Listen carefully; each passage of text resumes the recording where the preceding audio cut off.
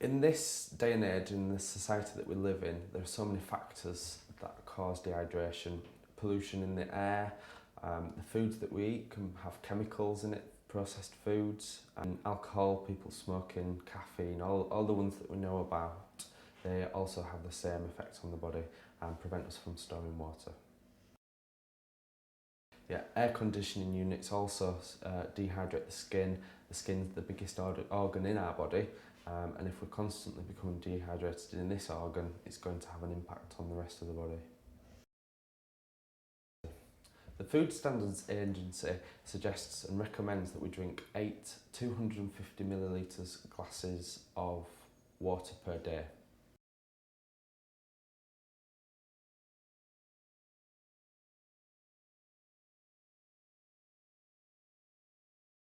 It's really important when you're drinking your water to try and stagger the amount of water you drink through the day.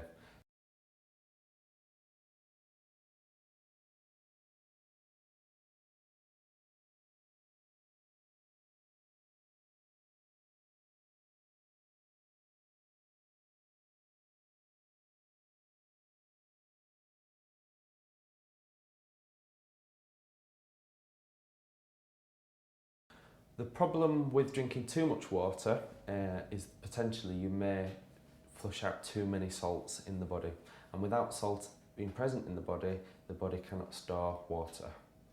So this in turn can lead to actually lead to dehydration, so you could be drinking yourself into dehydration.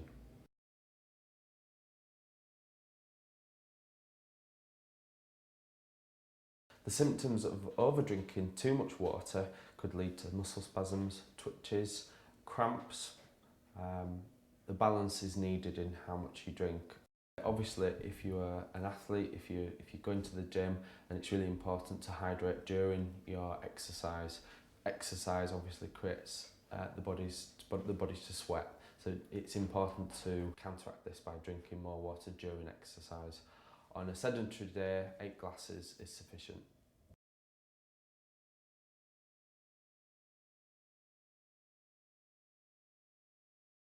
So I've mentioned that salt's really important to actually be present in the diet, and common beliefs are that salt equals problems with heart problems.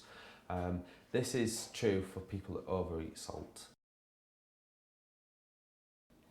The FSA has recommended 6 grams of salt to be taken per day for an average adult, 2.5 grams for a child. If you overeat salt and go past the 6 grams per day, then you could be causing problems with your heart.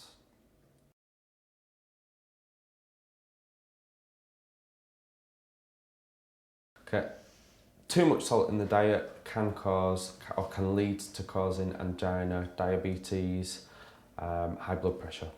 For those worried about taking salt, which commonly people are, the positive thing about salt, sodium, is that it's the third most important element of the body.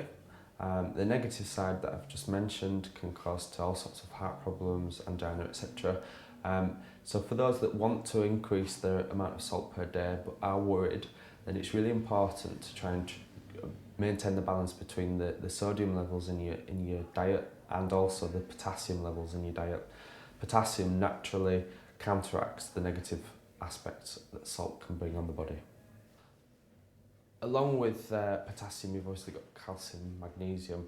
The 4 different elements, electrolytes, sodium, potassium, magnesium and calcium, work together to maintain the body's ability to send messages throughout the body, from the brain throughout the body, for contracting muscles, movement, etc.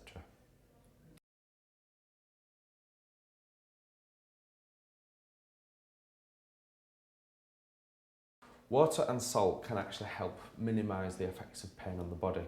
If you can imagine that dehydration can cause pain, we want to look at where these signals are becoming disrupted, and this could be down to the central nervous system, also known as the spine.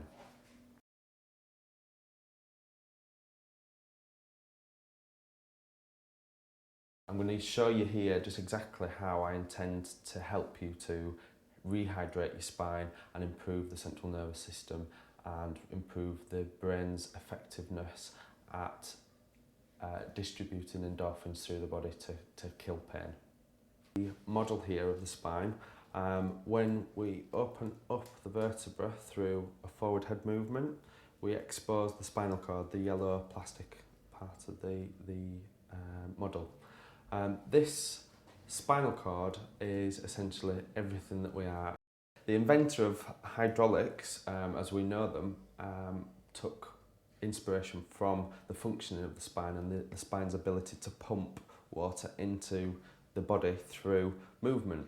So if you imagine that we can use this forward head movement to expose this spongy type of substance, which is the spinal cord, as with an open sponge, this is going to attract water. Through attracting water, we can then close the spine back up and allow the water to store within the spine.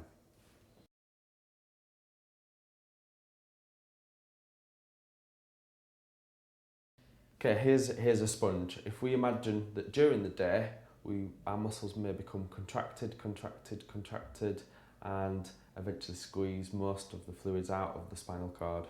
So when doing this exercise that I'm going to show in a moment, it's important to drink the water first so it's present, so that when we do start to open up the spinal cord through opening up the spine, we can attract the water into the fully opened spongy texture of the spinal cord. So next I want to demonstrate how to actually exercise the spine and attract the water that we're going to try and get stored within the spine.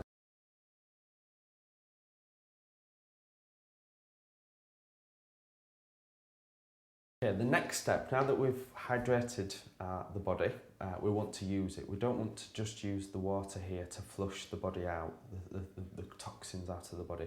We want to use it to store. So as we've mentioned with the spine, we want to try and store it in the spine.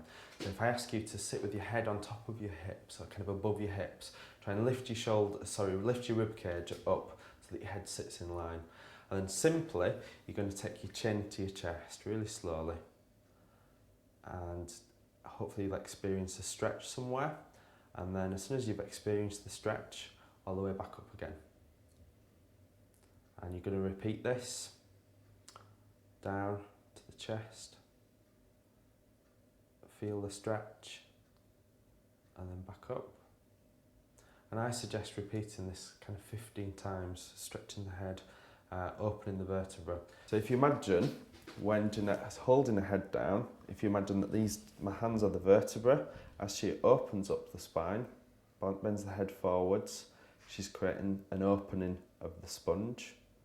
And then as we close it back down again, it's going to almost squeeze out the sponge and allow the water to drop. So it's opening, absorbing the water, and then back into neutral to close the sponge and hopefully send the water further down the spinal cord.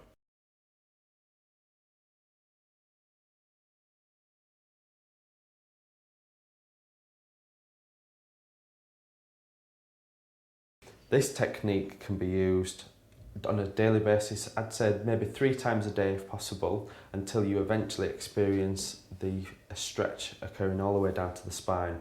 At that point, you know that your spine's availability to accept water is good to go.